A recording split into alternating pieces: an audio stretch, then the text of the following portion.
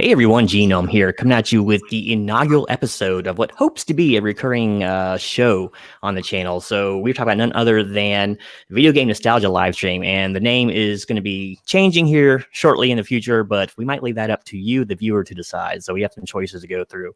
But basically, what's going to be happening is the five of us here are going to be going over some game systems and games, and just basically the video game industry, regardless of basically our entire lives, and just go through it. And, you know, we're going to compare notes. We're going to see what worked, what didn't work.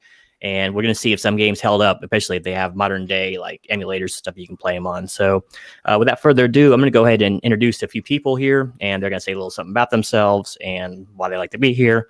And we're going to go ahead and start directly to my right here with Mr. Medrog. Medrog, say hello to everyone. Well, greetings, everyone. Great to be here amongst this August cast, this quintet of video game fanatics.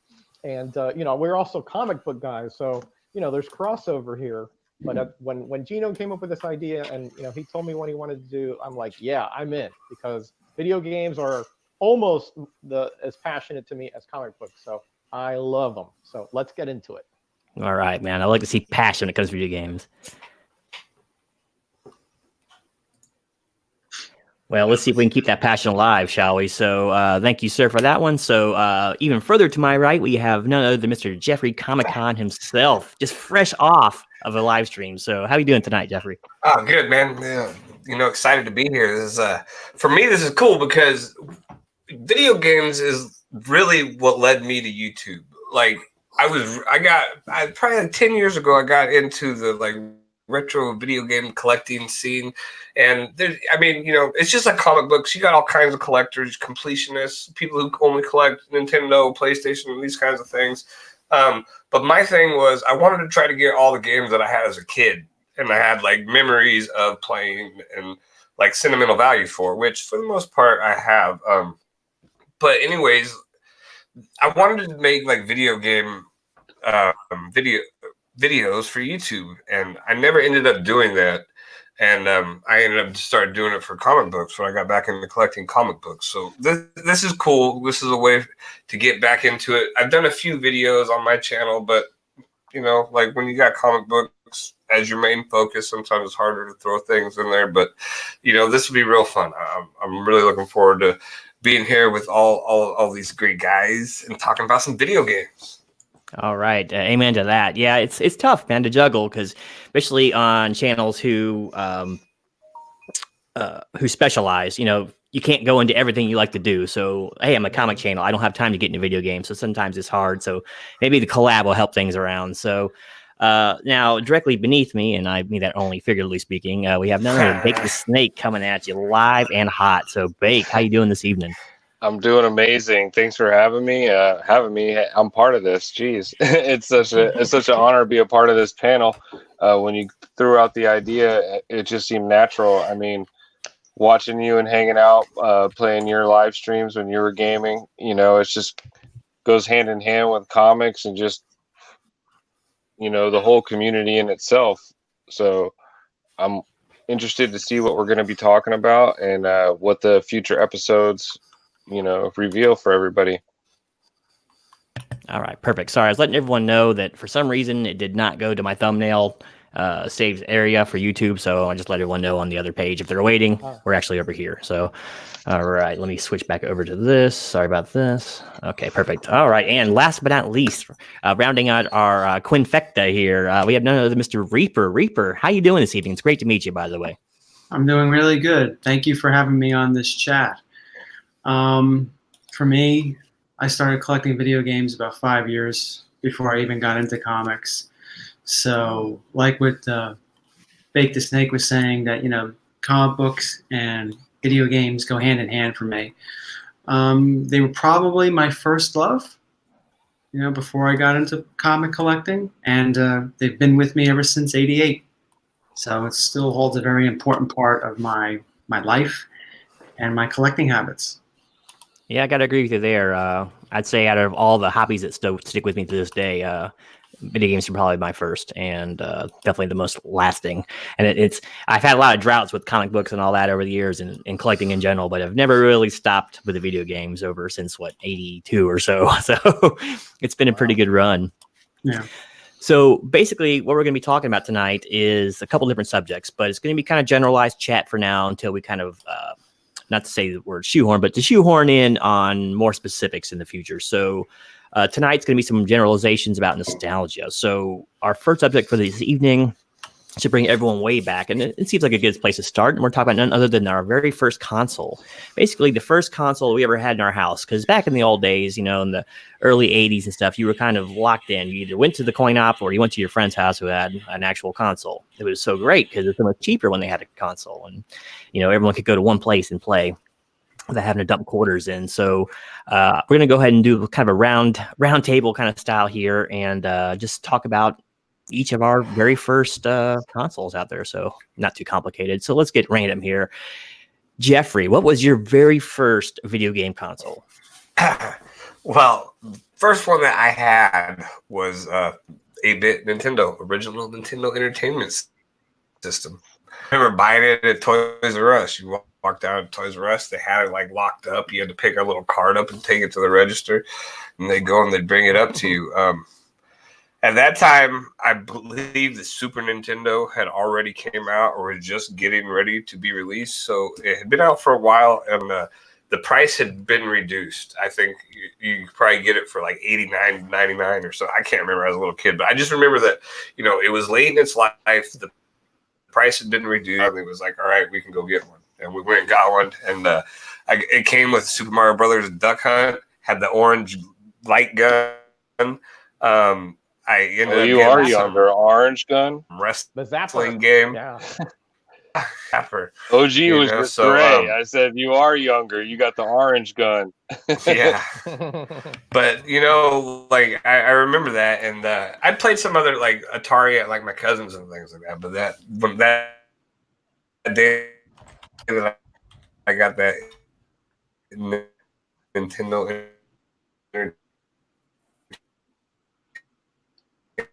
You there? Oh, yep, got a little amber. You're like a fly caught in amber there for a second. Connection's bad. Say something, buddy. Yeah, say something, buddy. You're scaring us like you're frozen. The Matrix is breaking down here. Yep. This is like the Max Payne bullet time right here. Look at that. It's all right. We can keep the show rolling and, I don't know, move on to the next one until he comes back. Well, hopefully you can hear us, Jeffrey, but we're going to go ahead and Reaper, why don't you lighten us a little bit about what your first game system was and what kind of meant to you and as gaming is involved. Well, the first video game system that was in my house was the ColecoVision. I don't know if I was. And that was my dad's. And I remember he used to play this blackjack game, which I thought was pretty cool. But that was the first system that was in the house until we got the Nintendo. And I found out about the Nintendo from the kid across the street and my cousin. And the light gun that I got was the gray one. That was the first one that came with my system. This was back in May of 1988. I remember getting that. And in the box was the, you could sign up for Nintendo Power, which was going to be coming out in a few months. So I made sure I signed up for that.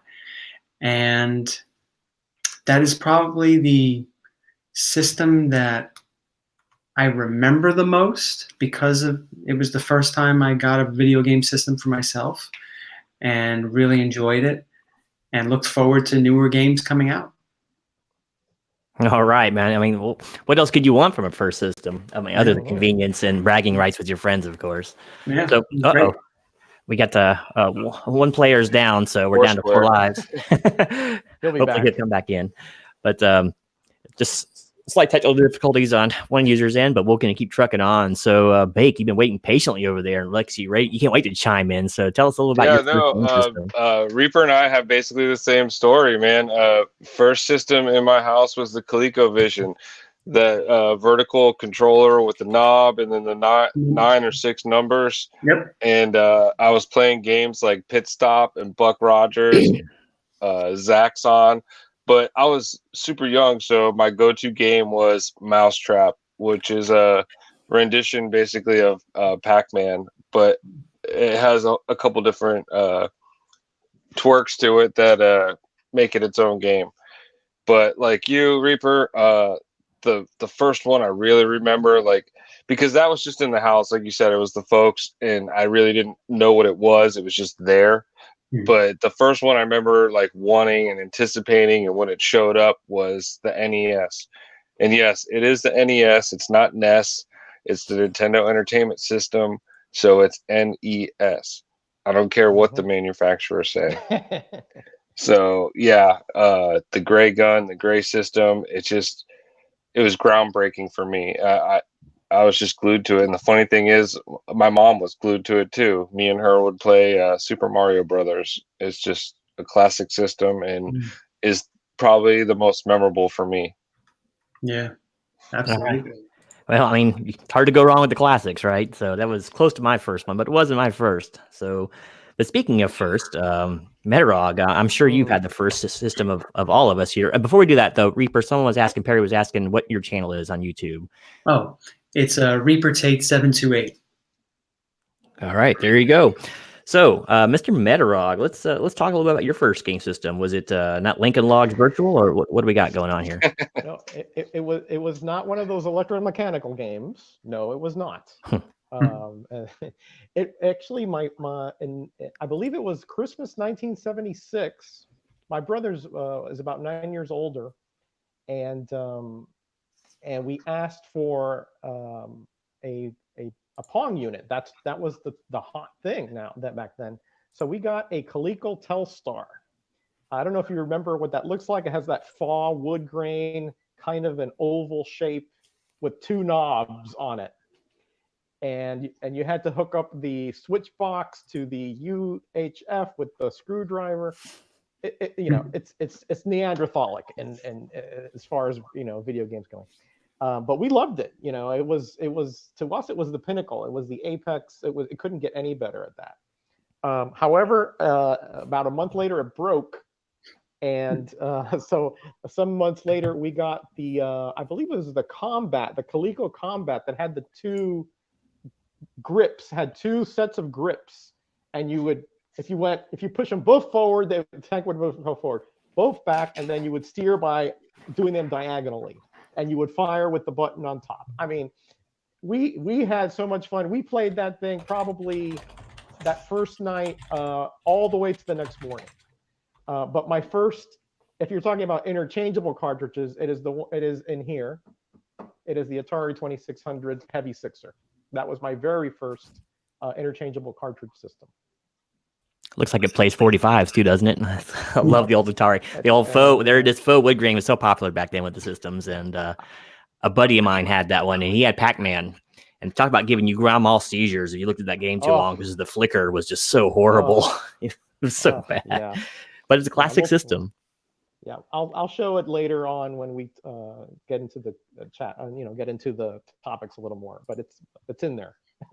Well.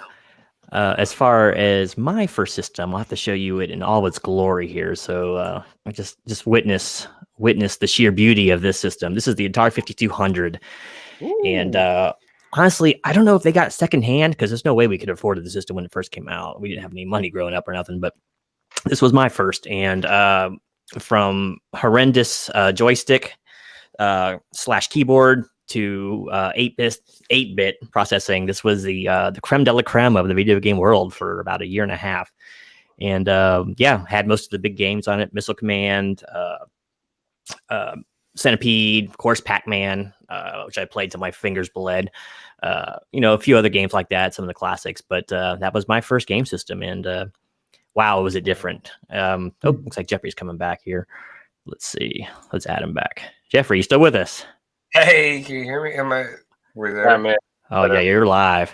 All right, cool. Sorry about that. Oh, no problem. It happens all the time, actually, with my streams. Yeah, But I forget Atari had those controllers with the numbers also. I always remember the regular just with the red button, you know? yeah, the 2600 pad was like that, or the joystick was like that. But this was, I think, voted top 10 in the top 10 of worst controllers of all time. And that's another episode I want to do one day, because I've used most of them, and I can attest to a lot of them. But so that was my first system. I had a great time with it. I don't know what else you could say. I grew up way out in the country, right? So I did not have people close by that I could go hang out with. Everything was a several mile bike ride away. So this really opened up the doors, the floodgates, if you will, of home entertainment for me. I didn't have to go outside and play all the time. I could come inside when it was hot in Florida. We didn't have air conditioning, so it was really kind of hot inside the house too. But it was just so great, man. You could sit there and entertain yourself for hours without having to have friends by. And it was just a monumental system for me, and I played it till it fell apart. In fact, I had this console till I was probably about 20, and then it would no longer function. So unfortunately, I had to retire it to the dustbins of history. But so that was my first system. So it was funny you mentioned the adapters. See, the kids these days don't know the pain of having to go back and toggle the switch on the back. And even though actually this system, the 5200, actually had a dynamic system where if you turn the power on, it automatically cut over. So that was another innovation it had. Yeah, didn't you need didn't the power go through the RF Yes, adapter? it did. That's what I thought. Yeah, that was a strange design there. Very strange design. You want to call out the chat there, Gino? We're getting some good people in here from our comic community, and some I don't recognize. Yeah, give me 1 second, guys. Okay. I'm having to adjust some messages here. We have some interesting guests. Yeah. So I'm trying to read through this and pay attention to the screen. So sorry here before people start goose-stepping through my chat. All right. So who do we have here? I got to go to all the official YouTube, stuff. ladies and gentlemen. Yeah, I know, right? So of course we got Perry Comics in the house. Super Russ is going out to get pizza. Oh, okay, that was you. I was like, something. Message going on. Geeks, Drinks, and Comics is here. Count Von Strange is also joining us today in our inaugural episode.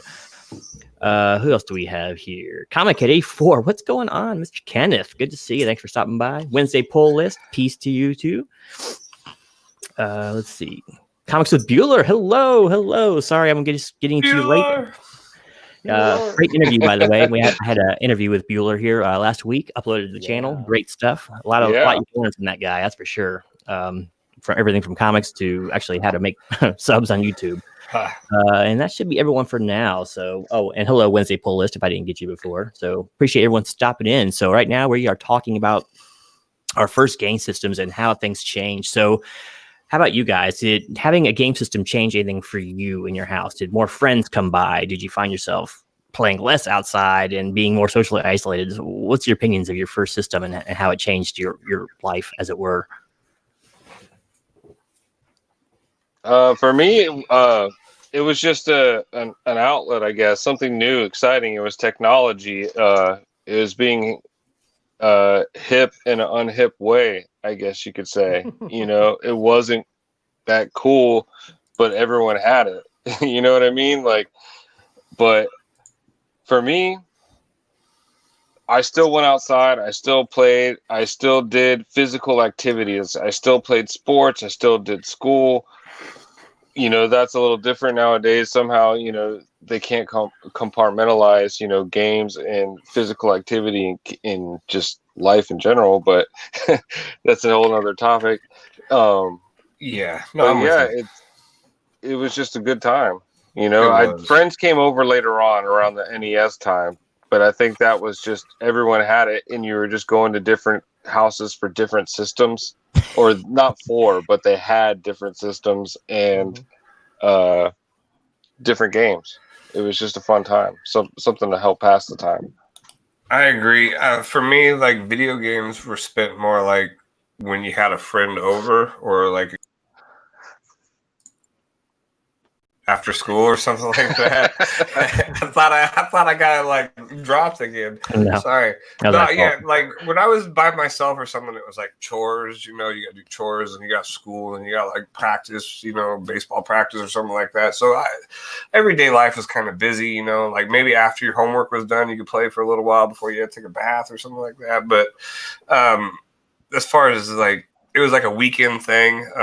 And when you had a friend over, maybe you could go rent a video game for you to play or something with the two of them, kind of thing. But yeah, that first system, it was more of a almost like a novelty kind of a thing, as to where nowadays they're more everyday life kind of a thing, I think. Yeah, that's kind of thing. It becomes so ubiquitous. Everyone has them now, so it's no big deal. But I imagine like the first person in your neighborhood with an NES system or an Atari, whatever, was roughly akin to the first person who had your TV in the farming community or the first radio. The whole neighborhood would come over and congregate in your house to go try out this new medium. Yeah, now that you put it that way, yeah, there was like certain households when it first came out that you would congregate at and just kind of just have a whole experience or a whole play day based around it. Yeah. And ladies and gentlemen, we got a Big E sighting here, so just I got to flash, I got to represent. So, what's up, Joe? Good to see you, Joe. Big E. Yeah, Joe Ryan's in the house. Yeah. Hey, Joe Ryan, good to see you, man. That's it. Represent there, Joe Ryan. Good to see you as well. Yep. I mean, it's we take it for granted. Yeah. Oh yeah. Oh yeah. Well, I was a big A, but yeah, we do. We just take it for granted so much because everyone nowadays has these systems. Heck, they got games on their phones now, so it's not a big deal like it was. But I know it was serious bragging rights back in school. And unfortunately, we didn't have enough money to keep up with the Joneses, so I didn't have much to brag about. But it doesn't make it any less fun. When Jeffrey brought running games, man, that would change the game. I mean, it let people that couldn't afford these games go and rent one for like $3 to $5, and you can have it for. I remember going and just trying my best to beat a game before I had to return it. Yeah. Sorry, I keep having to hide people on this. I know I have a stalker apparently. Wow. But also to what you were saying is that, not everyone had these things the way everyone has them today. What I noticed was some people, shortly after I started playing, some people had Nintendo and some people had TurboGrafx 16 and some people had Sega Genesis. So like what Jeffrey was saying, you congregate to certain households, you got a whole new experience every time you went to someone's house. If you went to the Sega person's house, you got to play those type of games that you couldn't play on Nintendo, like Sonic, Streets of Rage, whatever it was at that time. You go to my friend who had TurboGrafx 16, you'd play Splatterhouse or Bloody Wolf or Bonk's Adventure. You'd play that on Nintendo. Then you go to your Nintendo friend's house, you play Zelda and Mario. So you got to really, you had a good network of friends to go to, whatever you were feeling like playing that night. Yeah. It's true too. I mean, it gave you something different to do too. If you got sick of Mario at one house, you can go, like you said, and play Splatterhouse at someone else. Yeah, man, I remember rivalry too. Nintendo those versus TurboGrafx Sega. 16 and the Atari Jaguar people. They were an eclectic group, man. Not too many people had them systems, but TurboGrafx 16 they were was like awesome, coveted because they were so rare around. Because everyone was going Sega, Nintendo, so you had to like go out of your norm to go for those systems. And man, they kind of kicked butt. Yeah, it was interesting. Oh, Jaguar, that's a funny one. We're going to put two 32-bit processors to go. We're going to call it 64-bit. Right. I remember being so psyched for it, though. I'm like, man, Atari's coming back. Like, yeah, and whatever. I never got around to playing it. Well, they are coming back, right? Like, still, to this day, they're coming Yeah. back. What's old is new again, brother. Well, they got some Atari box. It's like, I don't even know if it's real. Like, they did some crowdfunding thing, and we're supposed to put it out, and it's just been this big disaster. It's crazy. Oh, so, Super we had NES was awesome, man. But that was the neighbor's system. We would go to his house and play. What an uptick in quality too, because I'll be the first to admit, a lot of NES games were complete garbage. But there wasn't too many NES titles or Super NES titles that you could claim that. I know you hate to say NES, but or that's how you like it. I mean, not SNES, it was they were so much more refined and better. Even their ports were pretty good. So yeah, that was definitely a leap up. Yeah, Well, yeah, because today, a lot. Sorry. like you were saying, if you want to play Borderlands 3, well, you could play that. You can get that experience on any of the systems now. But if you wanted a unique experience back then, you had different systems for that. Yeah, there's no cross-platform back then, so yeah, you were kind of the slave to the system. So that's something else people wouldn't understand nowadays. So look at there. Yeah, it had a lot of exclusives, like Reaper Tate was saying, and yeah, I had the same thing with a little older generation there, Reaper. I mean, we had a guy that had a Odyssey 2, we had a guy that had a Atari 2600, and we had a guy who had some of the computers, the Trash 80, TI 99, and so forth. So yeah, we'd rotate. We'd say, hey, we'll go to Timmy's on this day. After we played baseball in the yard, we would go over there. So yeah, it was a great time to be a kid because you had so much variety. And then if you really liked that game system, you would hopefully put it on your Christmas list. And if all the stars aligned, you'd get it yourself. Yeah, most of the computer games I played at school, amazingly, you'd run into some kids that were a little bit more than you. Well, no, not just that, but the other games you were talking about, like the computer-based games. We would take a computer typing course or something. Next thing you know, us and a lot of very tech-savvy guys would slip to the back of the class and start playing some of these games, Oh, yeah. The only thing I got to play in school was Oregon Trail, but yeah, dude, later on we would play Unreal Tournament and Doom and in school. Yeah, you'd see people all of a sudden stand up and cuss, and then the teacher would look back and sorry, and sit back down.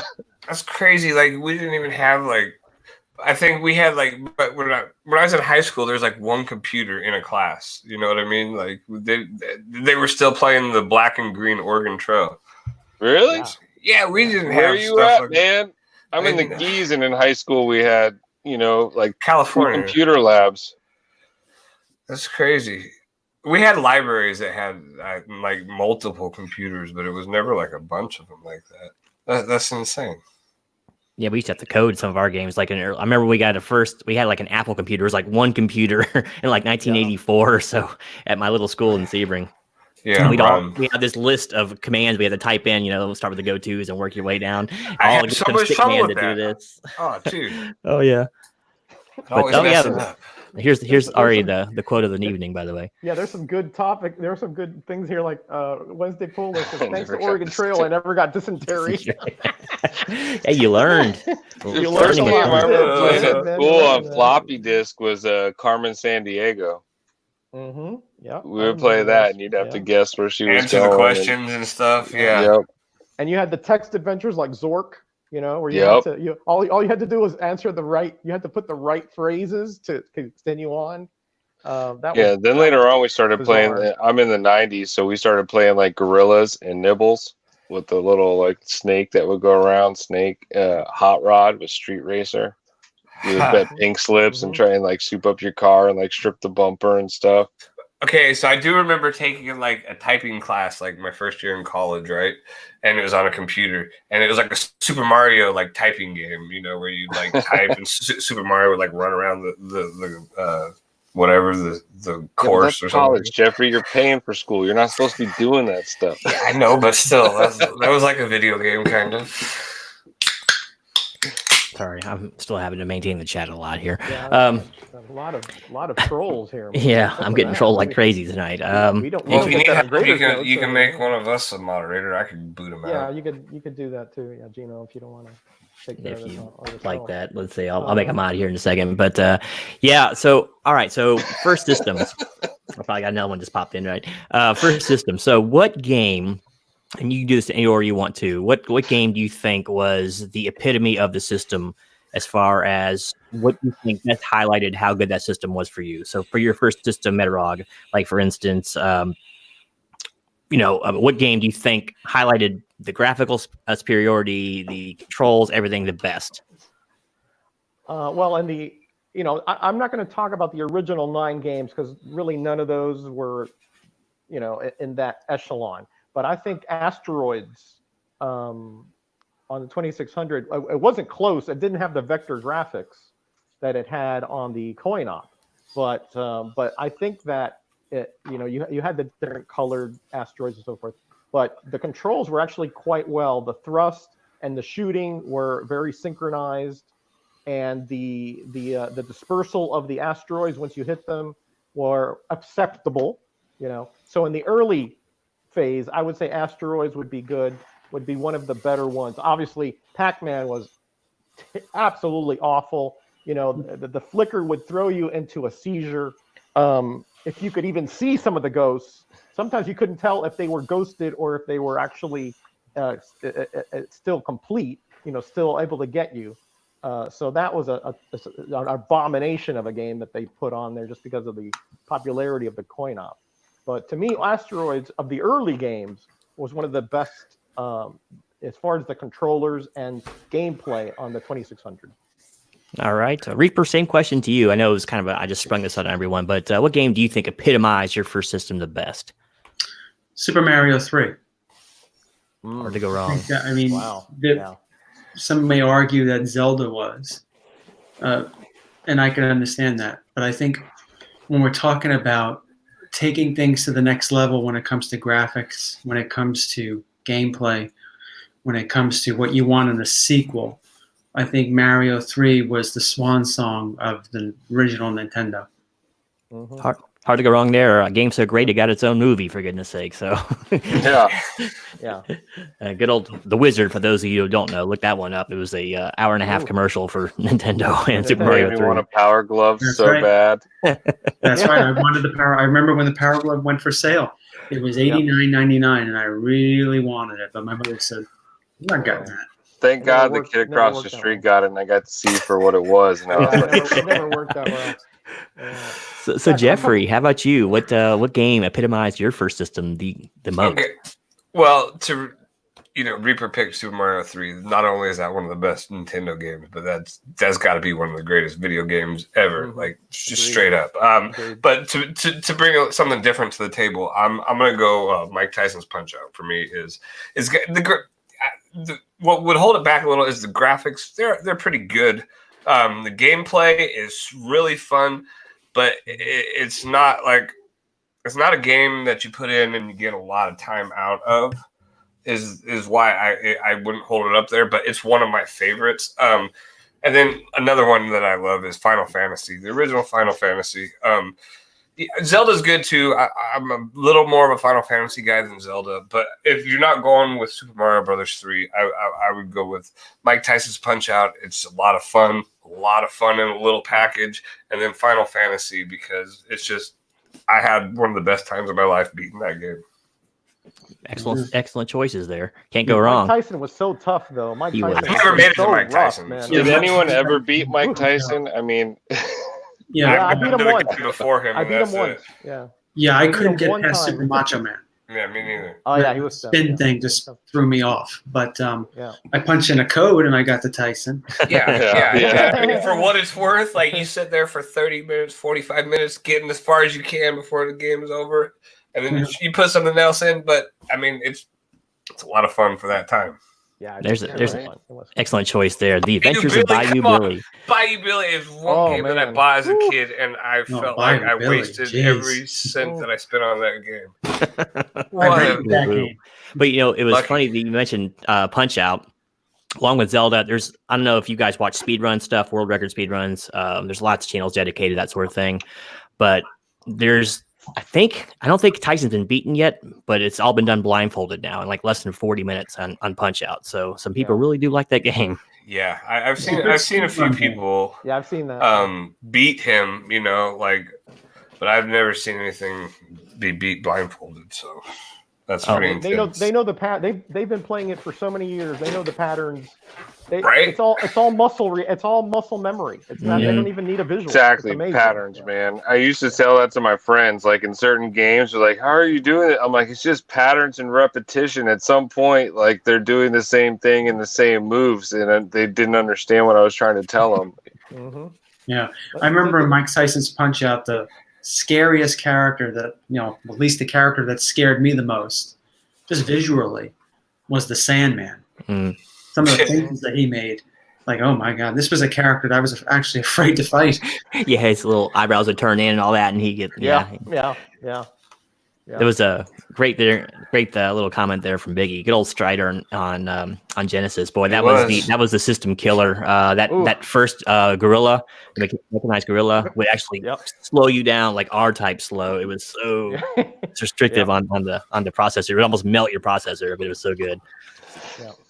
So, Bake, what game do you think was ubiquitous with your very first system? What was the pinnacle, do you think? And what would people most think of when they think of that system? What game? Oh man! First off, I want to go to Zelda, but you already mentioned that Reaper as a second nod, and I have to give you props for Super Mario 3. Great choice. It really is. Like a lot of people oversee that choice. But one that really sticks out for me, I don't know if it's pinnacle of controls and everything, but it's kind of where our namesake right now is coming from, is Contra. Ooh. When that came out, it was just great game. Insane, ridiculous, and even the in-between levels would give you a different view to where it was like over the shoulder, third person kind of, I'll just throw this out there. I've never beaten that game without the infinite life code, but it's awesome. Well, a lot of people get confused too because there's two codes there's a 50-man code and a 100-man code. Well, either one they're relatively the same, but it is a little slight difference in the ABBA or ABA. There is a slight difference. I never knew that. I didn't either because I always went for 99. Yeah, same here. I always went for the 100, but I think I saw it in one of them Nintendo Powers. You referenced that with the little ad in the back of the box, man. I used to have stacks of Nintendo Powers, man. I got a few, not like stacks, but yeah, man, I got a couple, and those I just recently bought them for like the memories, just to have them because they were so cool as a kid looking at them. Nintendo Power. That's something else people don't realize. We didn't have the internet. There was no game facts back then, so you had to get like you either did word of mouth or if Nintendo Power magazine released a cheat code. I remember so anticipating the Nintendo Power. Not just that, they would give you like the zoomed out view of a whole level, so you could like see. There's in articles too, but I mean, I mainly used it for games and what games were coming out in the future because I'm in this small town in the Keys and. We're away from the mainland back then, no internet, nothing like that. So, I'll be right back, guys. I'm going to get some.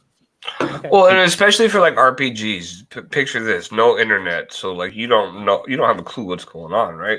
Like you would, for me at least, you would go down and you would buy the video game. Say you're buying Final Fantasy VII, the day it comes out, you go down, you buy Final Fantasy VII, and then you pick up the strategy guide to go with it, right? Like that was just how it went because you probably needed that strategy guide because you'd get lost or something confused, especially for me because I was not like this guy who could just understand RPG games without it, but it was just a combination of the two. You would get them, and it's like when I went and I bought Final Fantasy 15, like a year or something ago, year and a half ago when it first came out. I bought it and I bought the strategy guide, and I got home and I put the disc in, and it takes like 4 hours to update before the disc even starts. So I'm sitting there thinking like, did I even need like the game's probably not even the same game the strategy guide was built for? So like. But yeah, back in the day, for me, it was like a combination. Oh, nice. There you go. Are those in Mylar too? Yeah. I like that. Nice. I mean, there was games like what was it? Comic book collector and us have to put things in Mylars or in polys. We can't help it. We put our own grandmother in if they let us legally, but. But I mean, like for games like Castlevania 2 and all that, games that were so huge and there were so many secrets. People would search out the Nintendo Powers just, Castlevania 2 was a mess. It was like the translation was so bad. Castlevania 1 was so amazing. Oh, it was. I think 3 might be my favorite. Castlevania 2, when that first came out, I wanted to like it, but for some reason I couldn't like it. Well, it was a mess because when they translated Castlevania 2 Simon's Quest, it just everything got messed up. It didn't even make sense, the translation. So like if you didn't play it enough and figure out that everything was all messed up, I don't know how you would understand that game. We got a couple more people in the chat I probably want to get back to a little bit. Crazy Guy Comic Songs in the house here with us. Joe Ryan Comics, welcome. Matt from The Boy Who Has 7, good to see you again. You've been live streaming like crazy lately. Coffee Breath, I don't think I got you last time. Highly Comic Bro, man, we got all the all-stars coming out today. Some great questions in there. I'm going to put this one back up the screen because I'm not sure who this is. Hi, Leo. What are we talking about here? You're a soldier strolling up. That was Commando, right? Commando or Kari Warriors? Atari. Yeah, was there's also one. that one where that guy would throw the grenades, the real old one, and he would kind of like lumber up. What was that called? Commando. Okay, he says it's Commando. Okay. Commando. Commando. Yeah. Bionic Commando is the one where he had the swing arm, but I'm not Yeah. sure. Yeah, that's Bionic Commando. Yeah. Yeah. So I didn't have a game genie. Yeah. So again, I guess I'll go ahead and get into mine now because my first system was the Atari 5200. So I'm gonna take it back a little bit further. I think the game that epitomized it. Well, first off, it had a perfect port of Pac-Man, but I mean that kind of, everyone has played that already, so it wasn't really anything new. I think the system was best known for probably Centipede. That system was made to play Centipede. The controller actually worked well for it on the joystick. The graphical processor could keep up with the fast-moving stuff. There was strategy involved, got a lot of Y and Z axes, running around. But I think that Centipede was probably the ubiquitous game for that. It was as good or better than the arcade game, which was really, really, really rare for a console back then. In fact, that didn't really start happening till basically, PS2 and Xbox days and all that. But yeah, I'd have to say that one. So I don't know if you guys have ever played that before, but that was my jam on the Atari 5200. Unfortunately, the controller broke like the third day that I had it. But it was good for those 3 days. 5200. Oh yeah, it was. There was no articulation in that joystick either. The only thing that kept the thing from zeroed back was that stupid rubber boot that was on there. Yep. So it was so imprecise. Yep. It was just awful. Terrible design, an awful design. Just luckily for me, I was little back then. I imagine an adult would rip it into pieces in no time. But I was like 8 years old, so I was a little more. If you could get the Wicco for it, that was a good joystick for it. If you could get the Wicco, but yeah, that was like some of the first third parties. Yeah, it was impossible to find. I mean, anybody who had a 5200 had it, so every store was out of it. So I never got it. Yeah. So, all right. So we've kind of talked about our first systems a little bit, and how did having a home console change the game for you? And so I think for most of us, it changed things quite a bit. If nothing else, it was definitely a bargain because all of us, I think, grew up in the era of the coin op, and the coin ops were notorious money eaters. They were worse than prostitutes, man, because you got less time out of them for your money. It was awful, man. It was especially some games. So I saw people mentioning Ghouls and Ghosts earlier. Games like that were just relentlessly brutal. Murder. Yeah, that was terrible. Any shooters were just destroy. They would destroy you back then, and you're just feeding these things quarters, and $2 is gone before you know it, and there goes the week's allowance, and you have to go riding back home in shame. But so I think for our next subject, we're going to kind of talk about our top 3 coin ops, maybe the ones that we liked best, we thought were the highest quality, or we played the most. You kind of be you can be just liberal in your application there. So let's go ahead and start with Jeffrey. Jeffrey, what would your top 3 coin ops be that you ever played? Oh man, so definitely would have been the Teenage Mutant Ninja Turtles, the Simpsons, and the X-Men. All the side scroller beat 'em ups. I'll beat 'em up. Multiplayer beat 'em ups. Man, those is one. That's just like one right there because those things were great. And then I was a big Marvel vs. Capcom fan, the fighting game, and then Tekken. I spent a lot of time to go to, so those would have definitely been my 3 coin ops.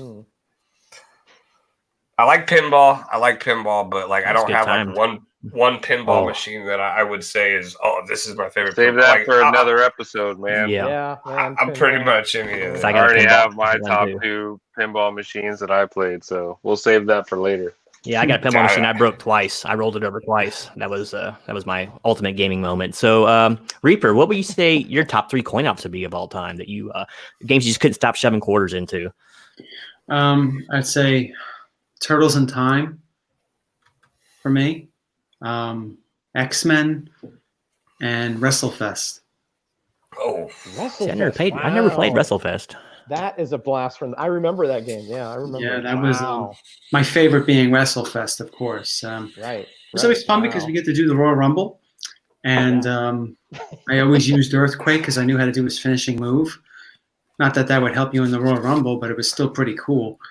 But playing that was just amazing. And it took a lot of quarters because you would lose your life, or at least you'd lose your energy pretty quickly in that game. But it was always great to play with a bunch of people. It really was. And whenever it comes to going to the arcades, that's probably my fondest memory, playing that game. Especially when I went to college, they had an arcade, and everyone was playing Street Fighter Zero 2. But right next to it was WrestleFest, and no one really played it that much because it's been out for a couple of years at that point. But me and my friends would always play WrestleFest, and added to the experience. While everyone's screaming and hollering on this side, we're just messing around. You're quiet and dignified on your machine, right? So Yeah. different kind of role there. So all right, so Bake, tell us about your favorite quarter gobblers of all time. Quarter gobbler. First off, the one across the street, I broke it down for nostalgic purposes, early, middle, and later years. The early one, I'd have to say Miss Pac-Man. Kid across the street had a cocktail table top, so we would play across from each other and go back and forth, and eventually I thought I was close to beating the game. Turns out I was nowhere near it, but I got pretty far. In the Middle Ages, I'd have to say Operation Wolf.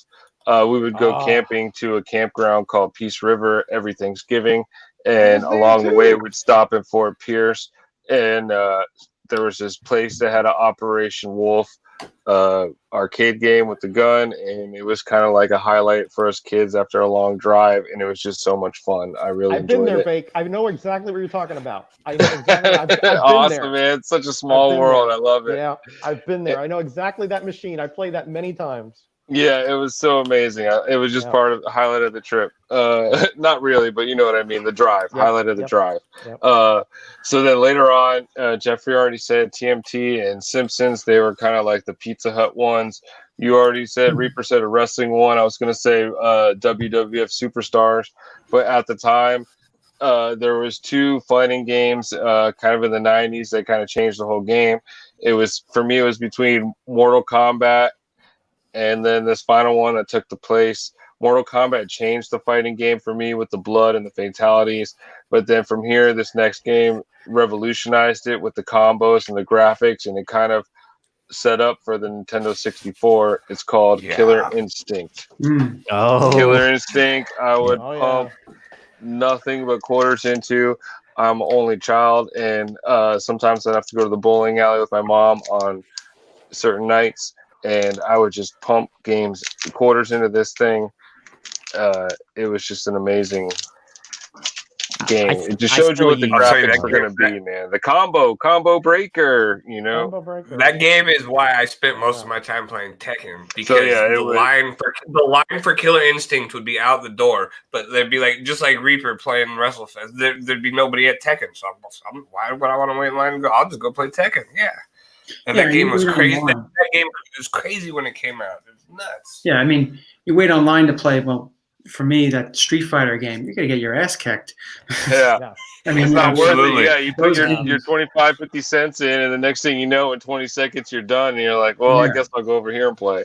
Yeah, like some of those guose, you know, they're just phenomenal at that game. It's just not worth it for me to even attempt to play it unless I was going to play it, you know, just a single player. But those were the guys that had a big gulp in one hand and the joystick in the other, and they were still cranking on you. Yeah, the quarter stack. I was the youngest kid, so I kind of let it slide. I'd stand next to him and watch him. You know, I'd be like, "So, man, how'd you do that?" And, you know, I did, and they'd give me a couple pointers. The next thing you know, I'm Glacius or Orchid, and just boom, boom, boom, boom, boom, like Saber Wolf doing like 70 hit combos. And yeah, that was the thing. Like that was for me. That was the first game. I'm sure Neo Geo games were a little bit before, but with the combos and the combo breakers, I mean, and then shortly after, I think Mortal Kombat started doing combos. Yeah, around Mortal Kombat 3 as about that time. Yeah. I still, to this day, I still use sound bites from Killer Instinct in some of my videos. I'll throw a combo breaker in there, or ultra combo. Yeah, that's the most iconic. You know, one of the cool things about Killer Instincts too was they had such emphasis on sound. It was so good because they had good speakers in the cabinet and would grab you as you're just walking by because it was like a stereophonic sound. You know, it's the sound so good. The arcade cabinet itself was just this whole new thing, like new graphics, there was this whole lore behind it. You know, this is what the 64 is going to be when it comes out. You know, it was just that and Cruisin' USA were the two 64 cabinets that were out there that you could play. That's right. Yeah. A couple more people just popped in the chat. Gray Man from coming you from pretty late across the ponds at 3 in the morning, 3:15 over there right now. Hey, welcome. Gray Man. Yeah, he is a night owl, that's for sure. And Super Russ is back from his pizza excursion. So welcome back. Don't choke on any pepperoni. But pizza sound good. yeah, actually, Killer Instinct had a really good port over to N64 too, other than the did. controller Yeah, issues. they did. But it was a really, really good one. But That was I'll killer. go ahead Except for what it and was. Of course, the graphics aren't going to translate, Mhm. but that's what we kind of talked about in our little chat before was, you know, there was a higher evolution of graphics in the cabinet compared to the entertainment center at your house, the console, and now it's kind of even. Technology is caught up and everything's even playing field. yeah, that was the difference too. I'd say, like I said, until around PS2, Xbox, there was some kind of crossover there. Until that time, you went to the arcades to play good-looking games, and then you just went for the convenience and the cheapness of your home consoles. And then it started to reverse. Then it started to be the consoles started to have better processors than the cabinets did. Yep. And that's when the death knell was really Yeah. ringing in for the arcade, unfortunately. Yeah, But, inherently gamers are lazy, so we don't want to have to leave to go play right. less quality games. That's right. That's right. That's right. and that'll be a whole nother episode, believe me, the arcade experience. Raj, I'll let you go last. I guess I'll go next on the next one. So my 3 top coin ops, that's so tough, man. I want to say Pac-Man, but I played Pac-Man more on the console than I did in the arcades. I played actually more Miss Pac-Man than I did regular Pac-Man, but which was definitely a superior game, but that's neither here nor there. So top 3 for me would have to be, this first one's going to sound kind of fun to people, is going to be Arkanoid. I played that game so much. It was actually in a couple of places that I worked a few times. That's another reason I stuck so many quarters into it.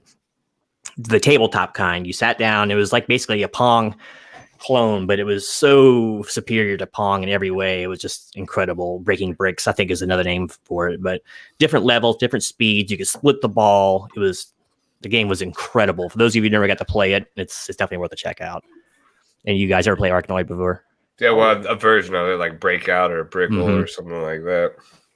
Yeah, had several different names, but yeah, I think everything had a version of it, just different name. But yeah, no, that I played a game that you get addicted to something like that.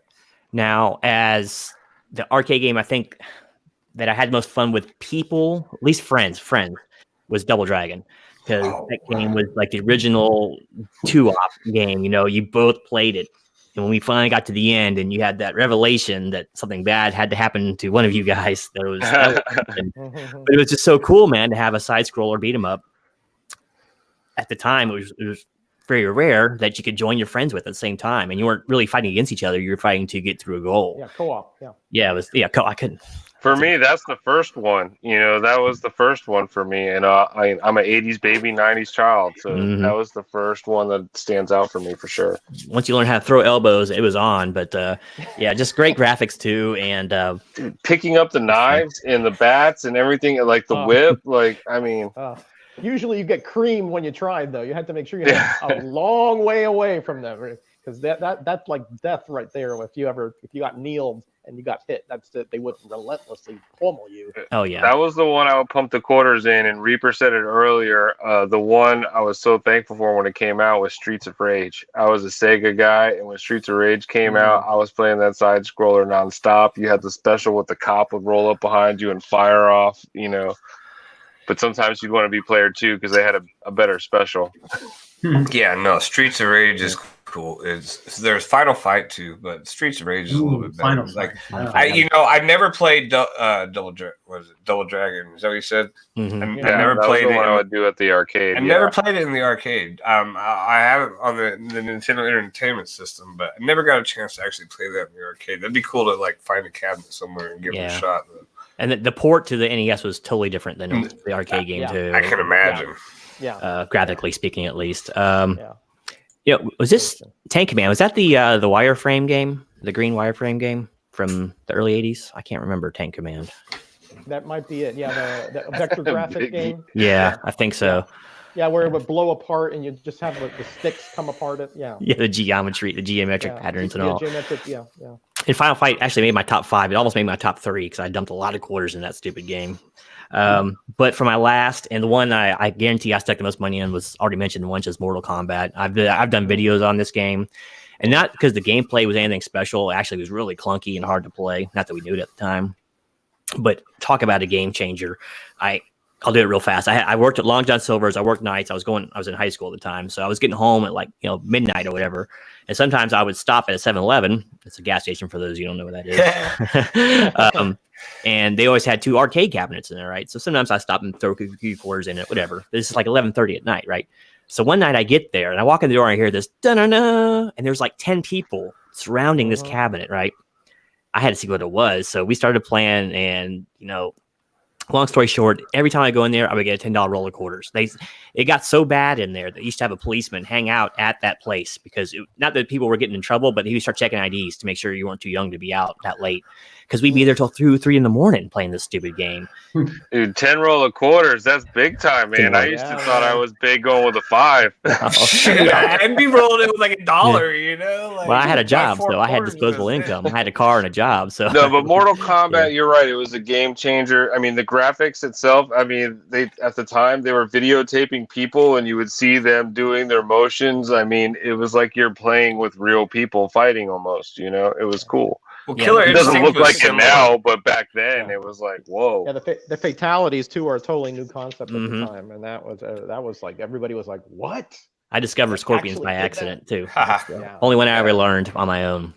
But that was it. That was the game changer for me. So gosh knows only how much money I dumped in that stupid game.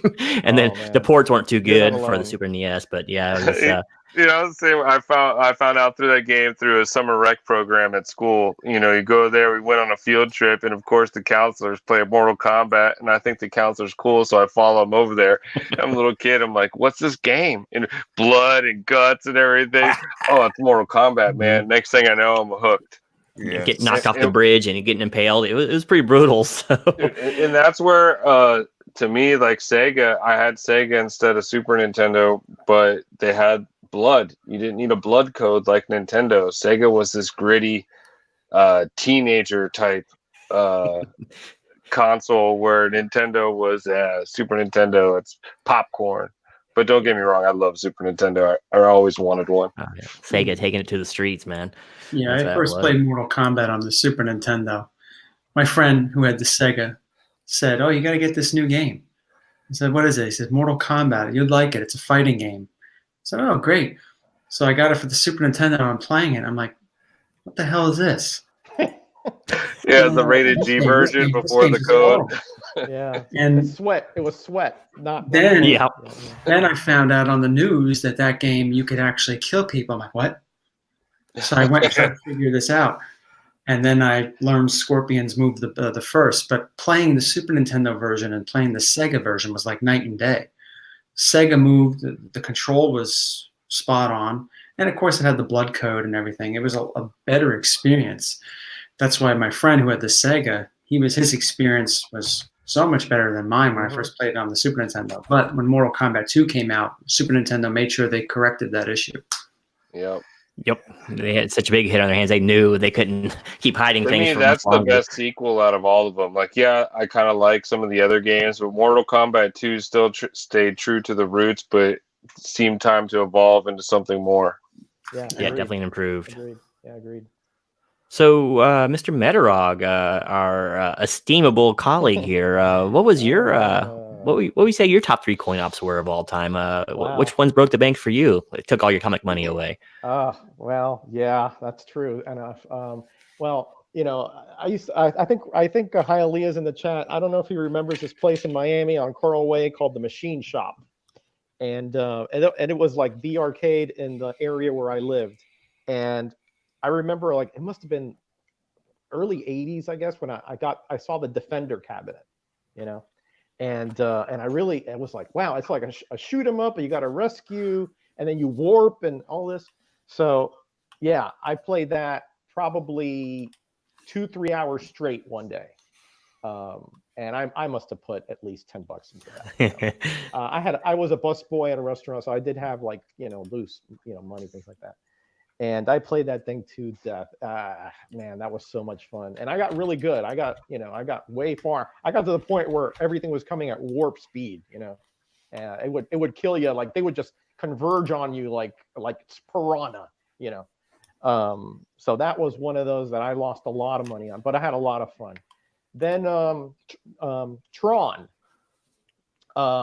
that was one that had the grip with the multiple buttons, and you had actually various games in one cabinet. You had the motorcycle, you had the CPU, getting into the CPU, you know, you had the tank, the recognizer battles, you know, so it was almost like you were playing multiple games at one time, because it changed the you know, the way the dynamic of the game changed, because you had to have different strategies and different attributes, different skills to win all the different types of game in the Tron. So I you know, I used to drive a couple miles because it was in a bowling alley, and there was a line out the door trying to play this, because, you know, the movie was popular, the whole bit, you know. But if I got in there and I would play it, I got to a snowball a few times, which is, you know, it kept changing computer languages when you'd looped it. So that was a lot of fun. And then, you know, Mortal Kombat 2. I had a job downtown Miami, and at lunchtime, in the little place down in the building, they had one, and all the executives would go there, and we would battle each other. We put quarters down, and I was really good. I used Kung Lao, and I one time was there like 2 hours, so I got in trouble because I had no idea I was going to be that late to work. You know, so I was really good at Mortal Kombat 2, and so that was the one that probably, except for maybe Gauntlet, because that was one that you had to keep putting quarters on, because your health would go down even if you just stood still and nothing hit you. Yeah, that's all my honorable mentions, man. Gauntlet was a great one. Yeah, so those would be my. I have tons. I mean, Mr. Do's Castle was a really one that I really loved, but, you know, if I had to pick three, those are the ones I'd pick. Hey, I mean, great stuff there. You know, I'm going to ask something that wasn't really on the script ahead of time, but real quick question. What do you guys think the most impressive coin-op cabinet ever was? Like, for example, mine had the Afterburner. Do you remember when they put that thing in, like, the gimbals, and it was actually like a flight simulator and would go all over the place and up the and down? actual sitting one? Yeah. That was a game changer, man.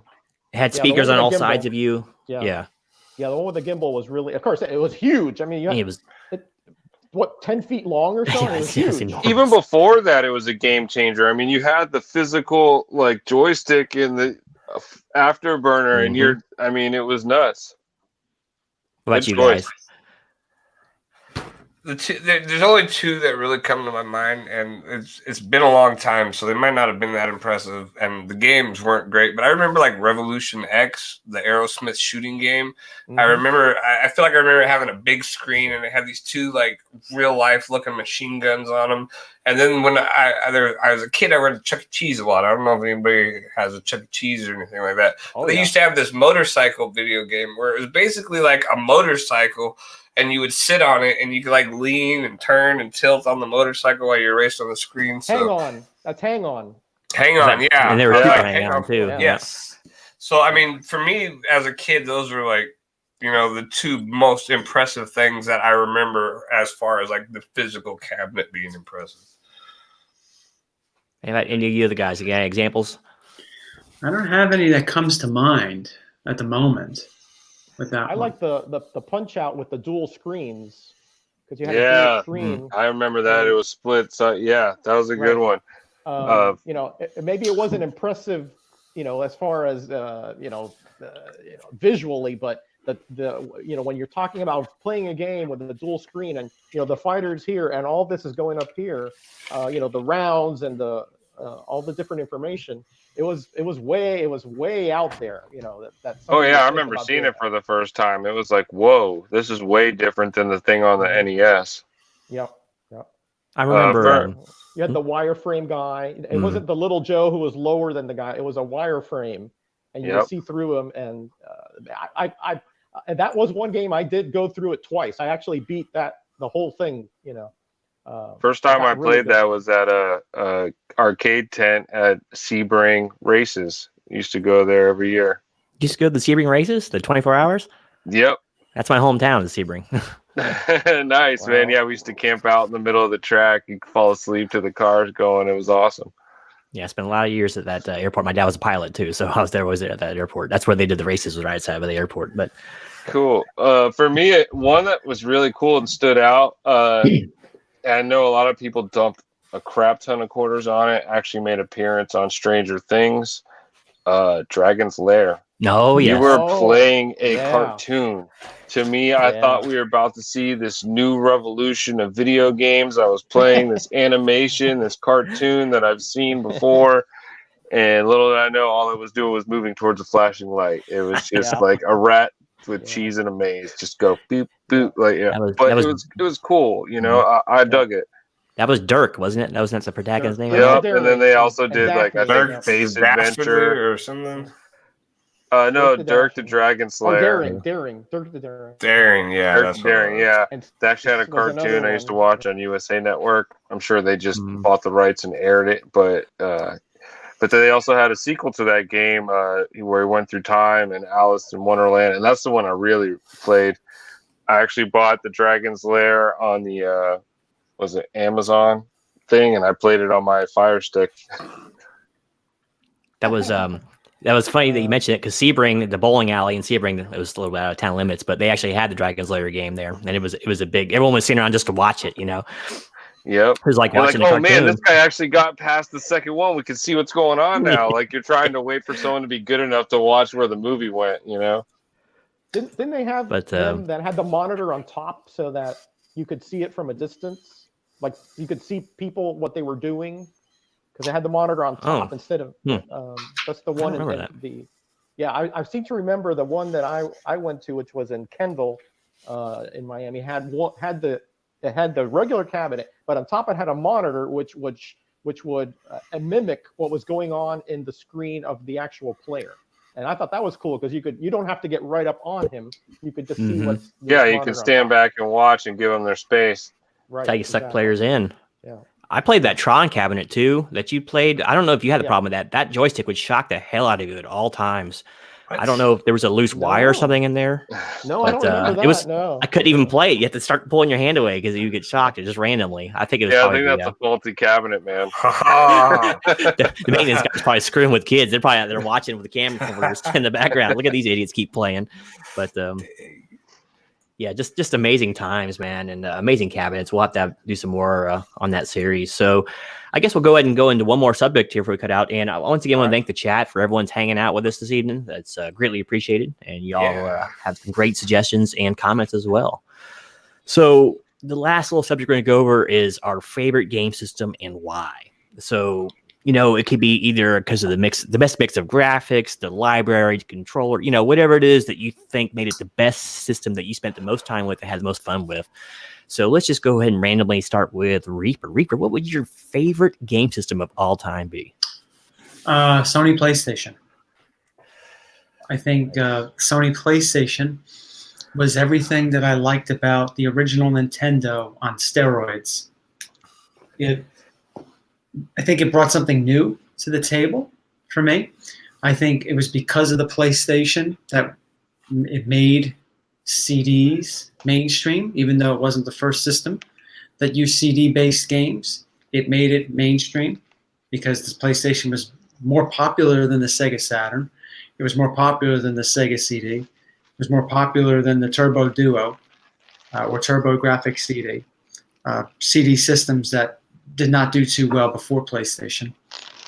The games were relatively cheap from what I remember, $39.99. And sometimes they had special discounts on certain games that were maybe $19.99. But they released so many games on that first console, even though that wasn't the most powerful. They came out with the Nintendo 64 and the Sega Saturn. I think PlayStation came in third when it comes to power of those systems. But despite that, and despite all the issues it had, you know, people used to have to turn it upside down so it wouldn't overheat or wouldn't stop. But despite all that, I remember that. So many classic titles that we take that's mainstream today, like Resident Evil. I think PlayStation made role-playing games mainstream, even though people liked role-playing games before that. I don't think they were mainstream in this country as they were in Japan until Final Fantasy VII came out. Tekken was on PlayStation. If those of you that couldn't play it in the arcades, You could That play. Mortal Kombat 2. You could play almost arcade perfect versions of Tekken on PlayStation, and that system, like I said, wasn't the most powerful, and it would seem like you couldn't even do that, but you could. So many great games originated on that system, and I think also with PlayStation, it gave Nintendo a kick in the groin, which it needed, which I think was foolish of Nintendo to go with cartridge, which was super expensive, and they couldn't really. Their library suffered for it, even though they had great games. For the Nintendo 64, I think Nintendo suffered for many years afterward because of that. Nintendo's at fault for PlayStation, aren't they? I think there was some kind of deal. It was they supposed to be the Nintendo PlayStation. There's been originally prototypes it was and everything. called the Nintendo PlayStation. Yeah. And then Nintendo backed out. Yeah. Because they felt that Sony was trying to. Look where Final Fantasy VII is. So definitely a much needed kick in the groin, like you said, man. Yeah. Yeah, I mean, but they took, like so many publishers like Konami and Capcom and Squaresoft that were mainstays on Nintendo. They jumped ship, and that really hurt Nintendo. But it really elevated Sony. They're trying to get into the video games business. Their first system, they broke down the door and became dominant, and continued that dominance all the way up until I'd say PlayStation 3. That's when they lost their crown to Xbox, and then they regained it. PlayStation 4, I think. But I would say hands down, it was the first PlayStation. Good choice. PlayStation Sony did some funny. They didn't worry so much about hardware. I mean, they just did enough to play the games. They worried more about their library and everything else that went associated with gaming. They worried more about the gaming experience than having the highest graphical output, because that's, if you get down to it, it's one of the least important factors of a game as far as enjoyment goes. So yeah, they had an interesting plan and they stuck with it. Yeah. So Merog, what do you think your favorite game system would be? Wow, that is so tough. I mean, I'm surprised that Reaper got that so quickly. I mean, yeah, I mean, PlayStation 1, you're right. It was a game changer, absolutely. I mean, I love so many. I mean, my Atari 2600, ColecoVision and Television, Commodore 64. I mean, but, if you tied me down and you tortured me and you said, which one would, if you could have only one system, right? Which one would you have? I have the system. I have two actually, but I brought some of the games here. TurboGrafx 16, man, this is such a great system. I mean, it's rare here in the U.S. It's not really very common, but my gosh, every single game I've ever played on this system has been absolutely top notch. The shooters on this system, I don't know what you guys think, but man, the shooters, there is not one that is not A+ to me. Aeroblasters, Galaga, Blazing Lasers. The graphics are there's no flicker. Everything is sharp. Everything runs really, really nice. No slowdown. I always wanted one as a kid. They were always that system that only certain people got, or not everyone had access to. They're not cheap to buy for now either. I had one and I recently had to sell it. But it's a great system. I was very, very fortunate. This Bloody Wolf, I think you mentioned this, Reaper. My God, that is a good game. I mean, I have about 30 games, and I was very fortunate. I ran a garage sale about 15 years ago, and I bought the system and about 20 games for $40. Ooh, nice. TurboGrafx 16, a fantastic system. I think if they did, the Hue card was superior to the Nintendo cartridge. It's an amazing little item, isn't it? It is, and what's really good, the controller it's kind of like the NES controller. It's not the absolute best, but it holds up real well. Mine is still works great. There's a Hue card, and I do have a couple at boxes. I have China Warrior and a few others that are boxed. And I did you can do an AV. I did my own homemade AV cable, so I have a composite output. You don't need to use that RF. And man, I've played the shooters till my thumbs are just red and raw because they're so good. So if you tie me down, that's the system that I would take anywhere. But I tell you, but there are so many. My ColecoVision, it was so good at the time. Arcade perfect graphics almost. You know, my PlayStation 2, I think, is a great machine, backwards compatible. I can go on and on. NES, come on, you can't go wrong with that. Have you stepped into any of like the Japanese imports for the TurboGrafx or anything yet? No, I haven't gone that realm. I mean, you need to have a Hue card that that has the compatibility and all that. But even the American games though are just so good. You know, some of them are very pricey, by the way, very pricey. But well, that's what I mentioned. Maybe like looking into like import, because I mean, you could get the PC Engine. I think you can get that set up for fairly cheap. But if you the games are way Chinese versions, and some of them are playable without having to speak Japanese. But they talk about the shooters. Like there's an insane amount of shooters that you can import over that are amazing. Oh, I know. There is a I don't know what you call it. Maybe Reaper Tate knows, but there is a card where all the games are on there and they're programmable, and it's on a little Hue card thing, and I think it's like $100. I don't know the name of it off the top of my head, but I'm familiar with what you're talking about. Yeah, I mean, when it comes to playing the Japanese games on the TurboGrafx, I have something called the Turbo Duo. Yeah. I know Nintendo has like the you can play both on there. Right. I've heard of that. It's a great system. Yeah. Fantastic. I know that you like it because I've seen you talk about it before. So. But they are the only ones. Well, at least it's the Turbo CD. They're the only ones that have Rondo of Blood, which was a great Castlevania game. Mm-hmm. That's right. Yeah. But I've never played a bad game. I mean, even the Bonk games are really good platformers. They are. They did a great job. Yeah. They were trying to compete at the time with the the big two flagships of Sonic and Mario, so they had to make something good. I remember all the advertisements for Bonk. They were in all the magazines. And that was the first video game system where I really noticed video game violence. My friend has Graphic 16, and he says, "Oh, you got to check out this game, Splatterhouse." Yeah, Splatterhouse. Playing it, and I'm like, "Oh my god!" I don't know why I didn't take off, because everyone I knew wanted one. I mean, the graphics looked amazing. I think it had everything it needed to compete, if not take over, as the head console at the time. But for some reason, it wasn't accessible to everyone, and you couldn't get it. Well, I think a lot of people at the time when TurboGrafx 16 came out, although it was great, a lot of people either had Nintendo or Sega Genesis and weren't not like today where I could get a PlayStation and an Xbox and a Switch. Back then, people were very selective in what they bought, and they said, "Well, we don't really know too much about TurboGrafx, but we know a lot about Nintendo, and we know a lot about this Genesis that seems to be really good. So we're going to go with that." And TurboGrafx 16 got swept under the rug. Or like you said, they're a one console house. There was no need to get multiple consoles. You didn't think of it. You know what I mean? It was just wasn't a thing, like you said. Yeah, you didn't have two bikes. You had one bike, so you would have one video game system. That was just the way it was. And here's something else too that a lot of people don't realize too is Dad and Mom were playing Mario Brothers. They were playing Duck Hunt. They were playing those games on the NES. So what console are they going to stick with? They're going to stick with the console they know, and that's the one they're going to buy for little Jimmy or Sally or whoever. They're going to buy another Nintendo product because that's what they like to play.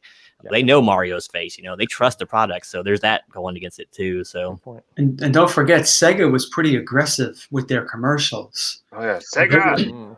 I mean, they were all over the place. So if the people didn't want Nintendo, they're like, "Oh, well, maybe we'll get Sega." And when they got Sega, they got those arcade type games like what Roger was talking about. There were some shooters on there.